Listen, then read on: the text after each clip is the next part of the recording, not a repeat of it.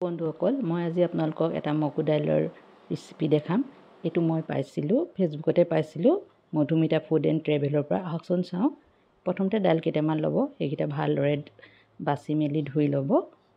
তাৰপাছত এয়া মোক লাগিব লং, ইলাচি আৰু ডালচেনি, তাৰপৰা চফ, জিৰা আৰু বগা তিল কেইটামান। মই তিল কেইটামান সৰহ দিছোঁ, তেওঁ কম দিছিল বাৰু। তাৰপৰা এয়া দাইলখিনি মই ধুই ল'ম ভালকৈ। তাৰপৰা আৰু লাগিব মোক এয়া বিলাহী আৰু কেঁচা জলকীয়া। দাইলখিনি ধুই এইদৰে প্ৰেছাৰ কুকাৰ এটাত দি দিব, দি পেলাই এটা হুইচেল মৰালেই হৈ যাব, বেছি নালাগে। তাৰপৰা এইখিনি মই পানী দি অলপ গেছত পাতি দিলোঁ। আন এটা গেছত মই এই কেৰাহীখন পাতিলোঁ। কেৰাহীখন গৰম হওঁতে এই ড্ৰাই মছলাখিনি মই দি দিলোঁ। দি পেলাই এইখিনি অলপ ভাজি ল'ম, বহুত বেছি নহয়, অলপ ভাজিব, অলপ ফুটিলেই হৈ যাব। মোৰ এইখিনি ফুটিছে, দেখিছে ধোঁৱা ওলাইছে। এইখিনি মোৰ হৈ গ'ল। মই এইখিনি কাঢ়ি থ'লোঁ, এটা মই খুন্দনাত লৈছোঁ। খুন্দনাত, মিক্সিত নালাগে, খুন্দনাত মাৰিলেই হ'ব। তাৰপৰা সেই কেৰাহীখনতে মই অলপ তেল দিছোঁ, বেছি নিদিব, অলপ দিলেই হ'ব। তেলখিনি অকণমান গৰম হ'লে তাতে কেঁচা জলকীয়া দিলোঁ। কেঁচা জলকীয়া অকণমান ফুটিলে তাতে মই এই বিলাহীখিনিও দি দিলোঁ। গোটেইখিনি বিলাহী দি দিলোঁ। এইবিলাক পৰিমাণবোৰ নিজৰ হিচাপত ল'ব। বিলাহীখিনি অকণ মজাব। ইয়াতে অকণ হালধি দিব লাগিছিল, মোৰ হালধি দিব থাকি গ'ল।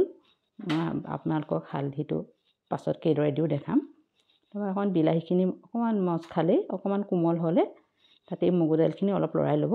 তাত দৰকাৰ পৰিলে পানী অলপো দি ল'ব। মই অলপ পানী দি ল'লোঁ। তাৰপৰা সেই বিলাহীখিনিৰ ওপৰত এইখিনি দি দিব। মই হালধি পাহৰিলোঁ যে, এতিয়া হালধিখিনি দি দিছোঁ। এতিয়া হালধি দিলে এটা কাম কৰিব আপোনালোকে, হালধিখিনি দি কেতিয়াও নৰলাব। হালধিখিনি ওপৰত দি পেলাই অলপ দেৰি ঢাকনাখন মাৰি থৈ দিব।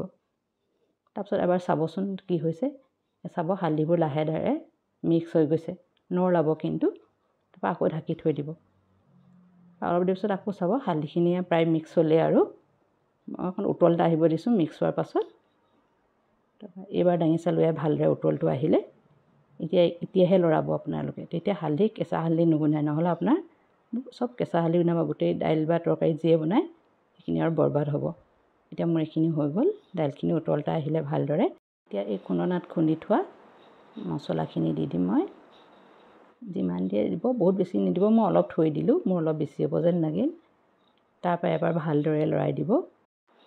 মগু দাইল যিহেতু ডাঠ হৈ আছে, এইখিনি তলত লাগি যাব পাৰে, সেইকাৰণে লৰাই থাকিব। ভালদৰে উতল আহিব দিব। উতল অহাৰ পাছত তাতে খাটি ঘি বা দেশী ঘি যিয়ে কয়, তাৰে এচামুচ, আধা চামুচ যিটো পৰিমাণৰ দিয়ে দি দিব পাৰিব। তাৰপৰা দি পেলাই এবাৰ ভালকৈ লৰাই দিব।